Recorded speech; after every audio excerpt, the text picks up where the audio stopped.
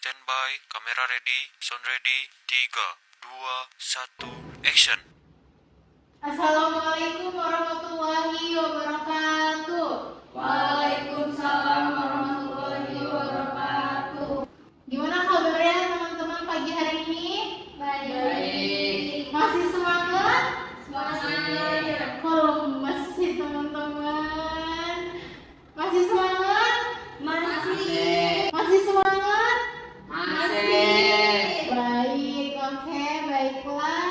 Di sini saya sebagai pemateri ingin membawakan sebuah materi yang akan disampaikan oleh saya sendiri. Perkenalkan, nama saya Ika Septiani. Saya dari kampus Universitas Islam Negeri Islam Maulana Hasanuddin Banten. Di sini saya akan menjelaskan ya. Ada di sini saya paparkan sudah sebuah PPT, yaitu yang berjudul dengan urgensi gaya public speaking dan persiapan pada public speaking. Nah, sebelum masuk materi, di sini saya akan menyampaikan bagaimana sih public speaking yang benar, bagaimana sih public speaking yang baik. Nah, disinilah saya akan menyampaikan ke teman-teman, yaitu pada materi tersebut ya. Baiklah, boleh slide selanjutnya. Nah, baiklah, di sini saya akan menjelaskan yang pertama, yaitu urgensi public speaking ya. Yang pertama, untuk menyampaikan ide secara sistematis dan runtun. Nah, jadi teman-teman, sebelum public speaking itu kita harus berlatih gitu ya. Terus kita harus berlatih bagaimana nih untuk yang akan disampaikan gitu. Bagaimana nih ide-idenya gitu. Tapi dengan secara yang runtun. Nah, ini sudah dijelaskan ya. Terus yang kedua ada untuk mengarungi masa dan orang lain. Nah, jadi di sini agar supaya kita itu mempunyai ide yang beruntunan, supaya mempengaruhi ke audiensnya juga lebih enak kayak gitu. Terus yang ketiga untuk menyampaikan dan mempertahankan pendapat. Nah, jadi setelah kita public speaking, nah teman-teman nanti bisa menyampaikannya itu mempertahankan pendapat yang kita sudah idekan kayak gitu ya. Yang sudah kita idekan sebelum public speaking itu kita bisa mempertahankan gitu. Apa sih ini yang saya bakal omongin gitu di banyak audiens kayak gitu ya. Terus yang keempat ada untuk mengikuti diskusi dan sebuah rapat dengan baik. Nah, jadi di dalam urgensi public speaking itu kita bisa mengikuti diskusi ya, agar apa? Agar bisa mengembangkan percaya diri kita gitu. Kita mengikuti diskusi seperti seminar kayak gitu atau acara lain kayak gitu. Nah, dengan sebuah rapat dengan baik. Selanjutnya ada untuk melakukan pidato di depan umum. Nah, ini salah satu contoh public speaking, yaitu misalnya di sini saya kasih contoh melakukan pidato ya. Nah, itu merupakan contoh dari public speaking.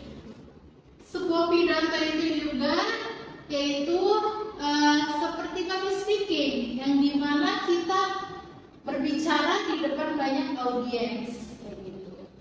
Terus selanjutnya ada untuk menambah kepercayaan diri. Nah, setelah kita udah bisa nih, udah pidato di banyak orang, disitulah kita terbangunnya kepercayaan diri kita kayak gitu ya. Oke, selanjutnya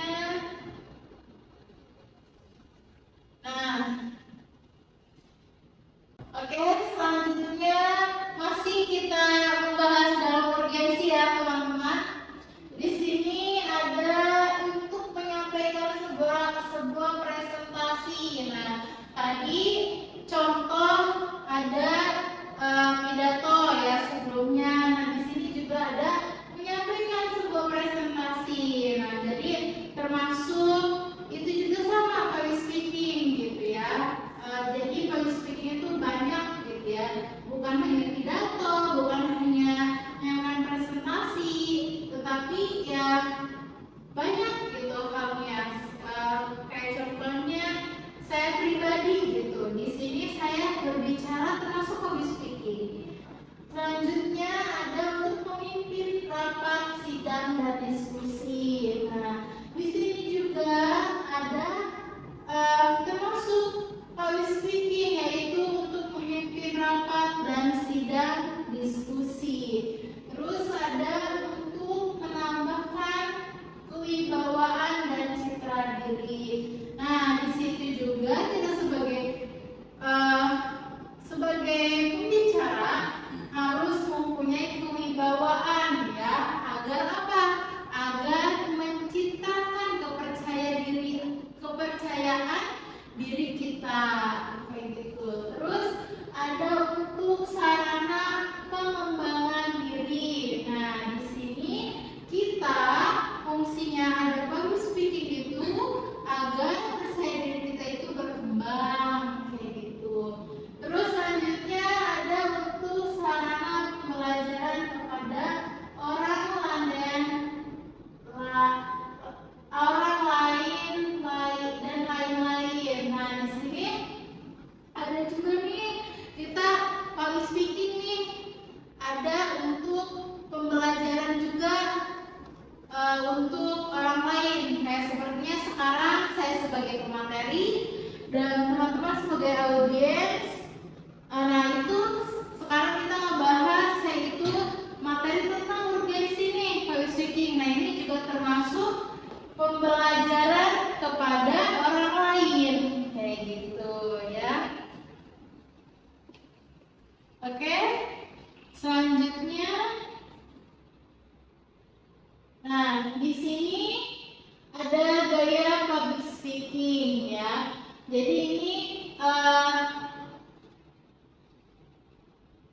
oke, selanjutnya ini ada gaya public speaking, ya. Di sini ada 4 gaya, ya. Yang pertama itu gaya seremonial. Nah, jadi gaya public speaking seremonial ini sangat baik untuk acara resmi, bahasa yang digunakan dalam gaya seremonial bahasa yang formal. Nah, contohnya gaya seremonial ini kayak MC, kayak gitu ya. MC dalam berbagai acara yang formal seperti MC wisuda, kayak gitu, MC pernikahan, kayak gitu. Nah, dia harus menggunakan bahasa yang digunakannya dalam gaya seremonial, kayak gitu. Jadi maksudnya MC tersebut itu termasuknya dengan gaya seremonial. Yang kedua ada gaya informatif. Nah, jadi gaya informatif itu menyampaikan sebuah informasi dengan gaya informatif kepada audiens atau pendengar. Nah, gaya informatif ini sebuah gaya informasi. Jadi pembicara ini menyampaikan informasi kepada audiens.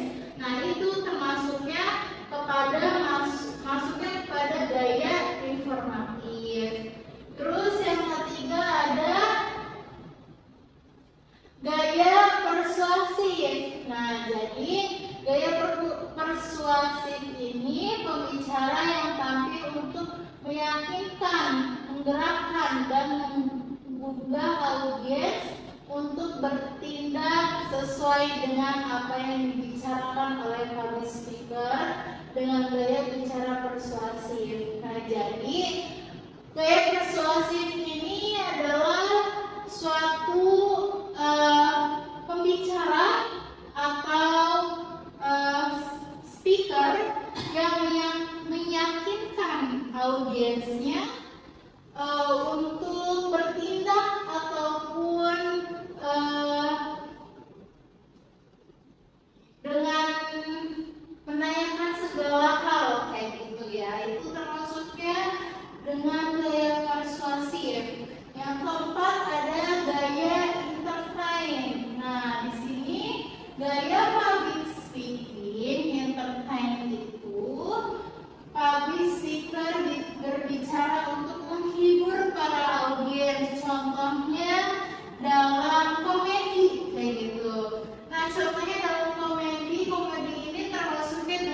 gaya entertain, yang dimana gaya tersebut untuk menghibur audiens.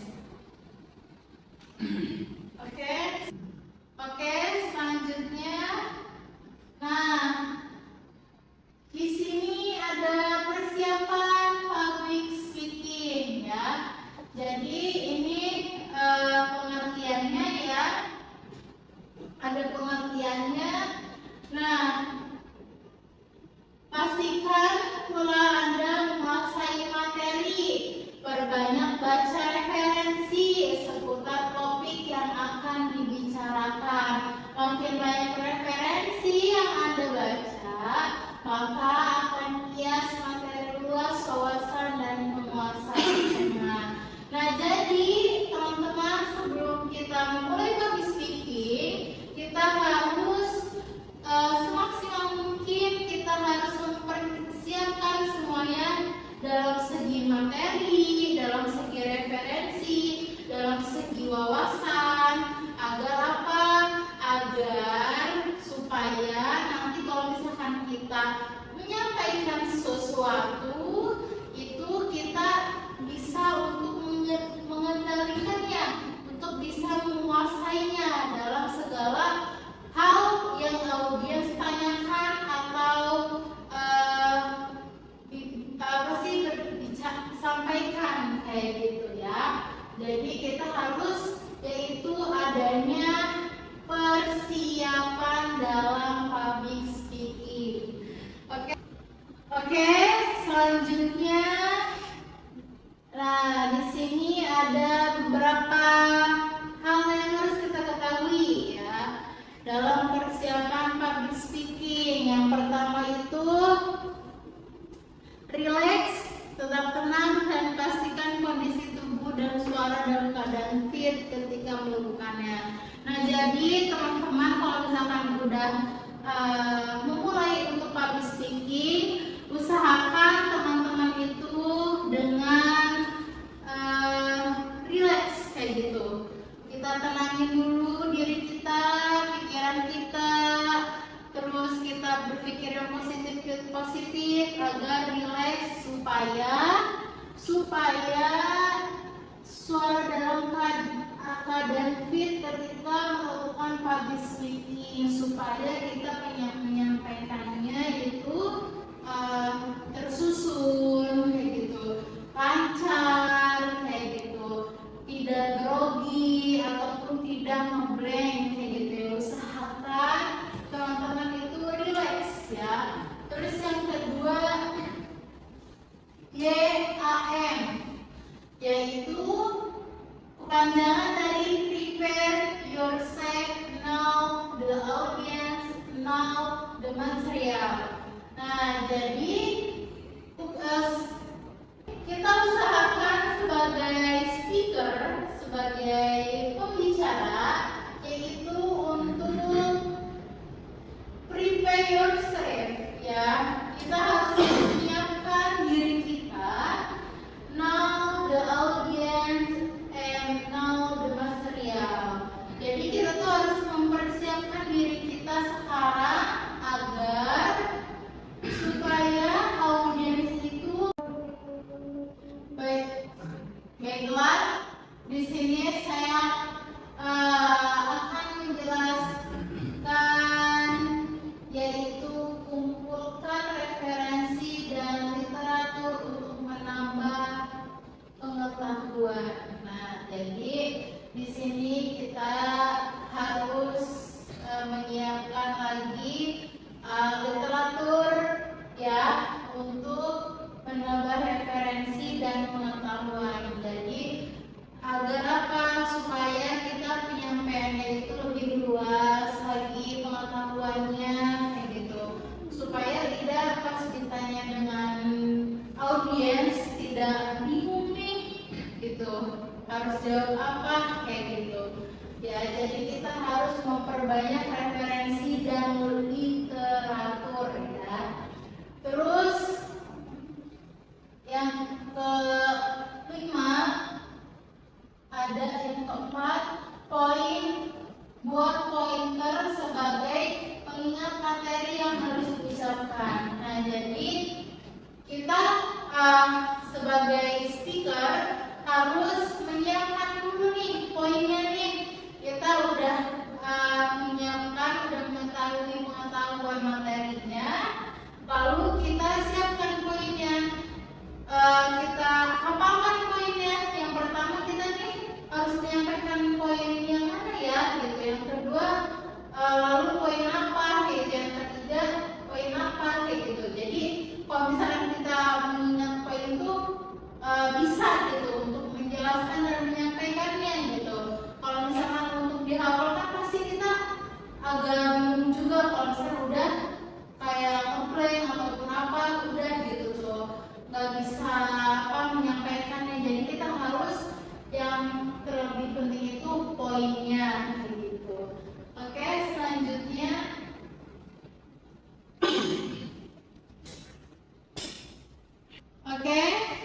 selanjutnya yaitu ada siapkan ucapan terima kasih kepada sponsor. Nah, maksudnya apa sih ucapan terima kasih kepada sponsor ini?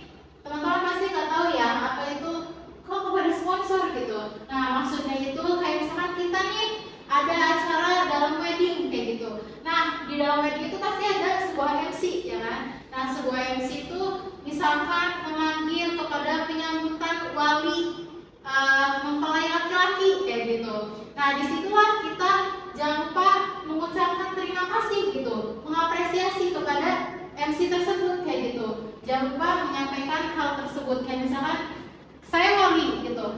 Ketika saya maju, saya mengucapkan kepada MC sebelum penyambutan. Terima kasih kepada MC yang telah mempersilahkan saya untuk penyambutan dalam acara ini kayak gitu ya.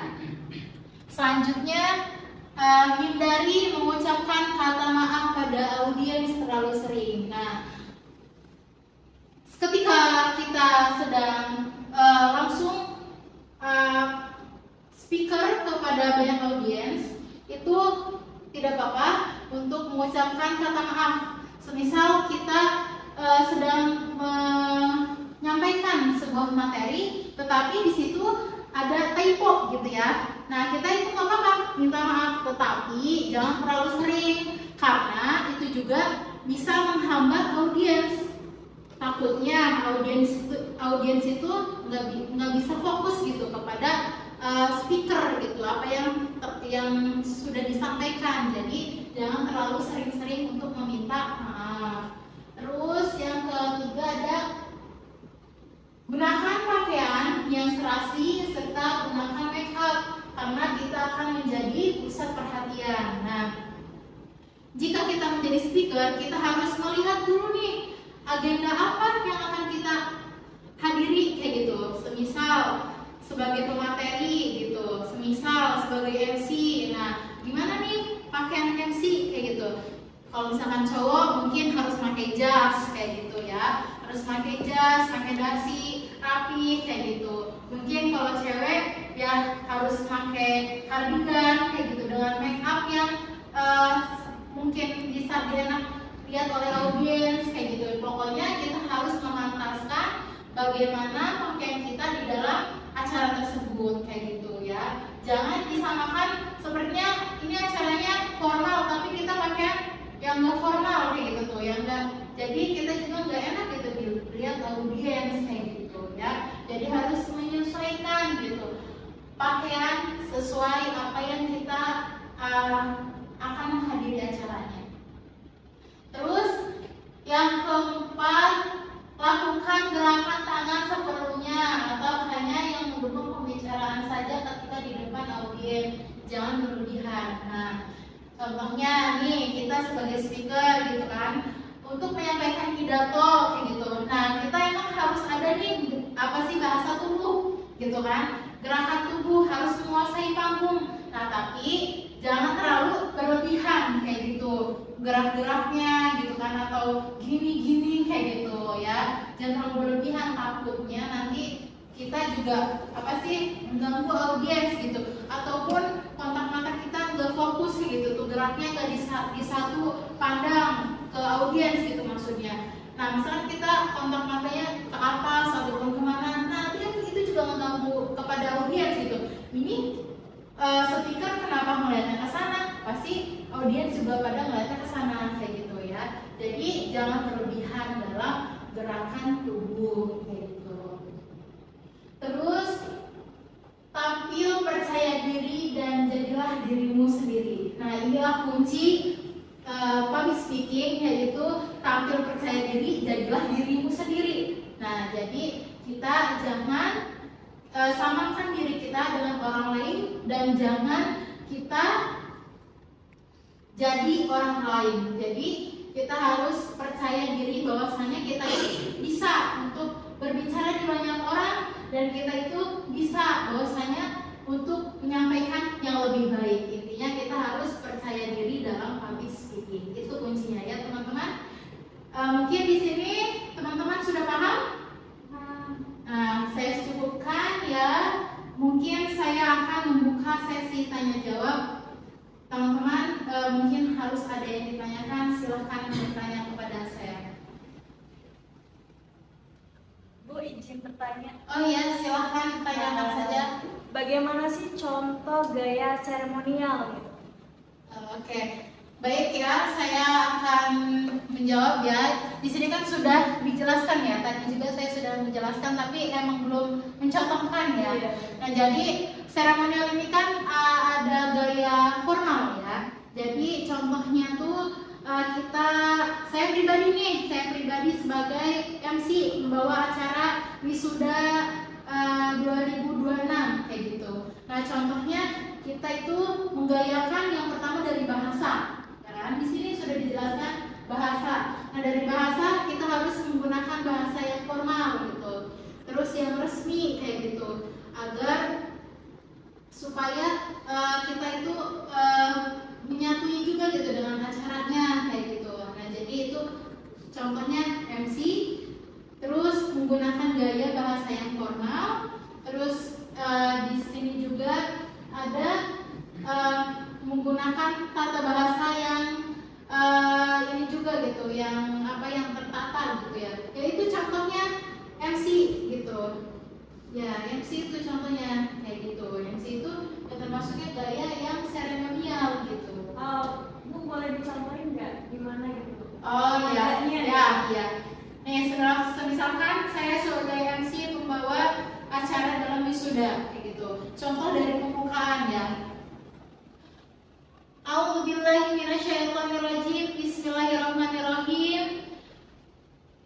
Baiklah, saya sebagai pembawa acara wisudawan dan wisudawati pada tahun 2026, di sini saya selaku pembawa acara yang akan memadu acara kesempatan pada pagi hari ini, yaitu wisudawan dan wisudawati 2026 kayak gitu. Misalkan contohnya itu formal ya. Kalau misalkan MC non formal gimana? Biasanya kalau MC non formal itu dia pembukaannya nggak seperti itu gitu. Kayak contohnya MC non formal itu pembukaannya kayak mungkin mulai dari ice breaking dulu kayak gitu ya. Kayak misalkan, halo teman-teman gitu, gimana kabarnya pagi hari ini kayak gitu ya. Mungkin cukup Bu. Ya. Terima kasih Bu. Ya, sama-sama.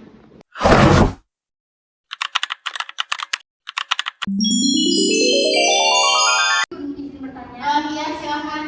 Gimana sih biar kita percaya diri pas public speaking? Oh iya. Jadi yang itu ya, yang tadi sudah saya jelaskan, itu yang di akhir ya, dalam persiapan. Gimana sih kita tuh harus benar-benar mempunyai kepercayaan diri gitu. Nah, terus gimana sih agar supaya kita tuh percaya diri gitu ya? Ya mungkin kita bisa di diri kita itu harus relax dulu gitu sebelum melakukan kayak gitu. Harus berpikir positif bahwasanya saya bisa gitu. Saya bisa gitu untuk melakukan agenda hari ini gitu. Saya bisa untuk menyampaikan materi hari ini kayak gitu. Nah, mungkin sebelum mulai juga kita, nggak semua orang itu sempurna gitu ya. Nggak semua orang itu harus langsung bisa jago gitu ya untuk menyampaikan ya mungkin kuncinya yaitu harus relax dulu, kayak tarik nafas dulu gitu, terus berpikir positif, bisa nih, bisa gitu, ayo bisa gitu. Terus ya barusan kita harus percaya diri gitu, bahwasanya ya bisa kayak gitu ya. Gimana jawabannya? Ibu izin bertanya. Iya. Di situ kan tadi sudah dijelaskan ya, gaya public speaking itu ada gaya informatif. Gimana sih cara menyampaikan informasi dengan gaya informatif itu kepada audiens itu gimana? Gayanya gitu. Oh iya. Jadi gaya informatif itu di sini kan nih pembicaranya kan sebuah informasi dengan gaya informatif kepada audiens atau pendengar. Kayak contohnya kita itu sebagai speaker itu menyampaikan informasi gitu ya. Kayak contohnya sekarang itu viralnya kayak kebanjiran kayak gitu misalnya. Nah, saya sebagai speaker gitu, materi akan menyampaikan informasi bahwasanya kota Serang ini lagi viralnya kena banjir kayak gitu. Nah, itu juga contohnya kayak masuknya gaya informasi gitu, untuk menyampaikan informasi gitu kepada audiens gitu. Nah,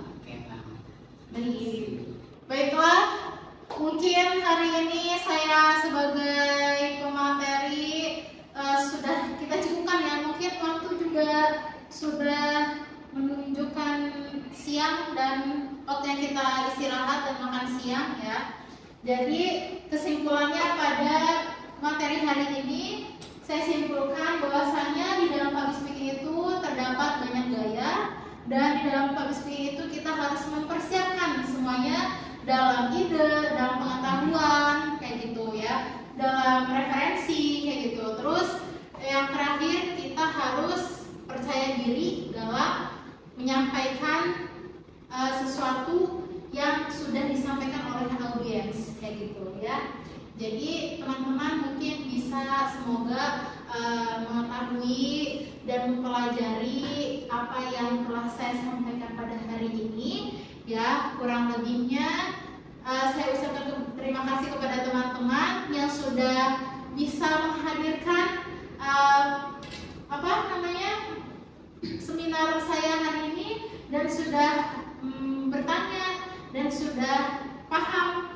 Saya ucapkan terima kasih sekali lagi. Mungkin saya akhiri, saya Ika Septiani undur diri. Akhirul kalam, wassalamualaikum warahmatullahi wabarakatuh. Waalaikumsalam warahmatullahi wabarakatuh.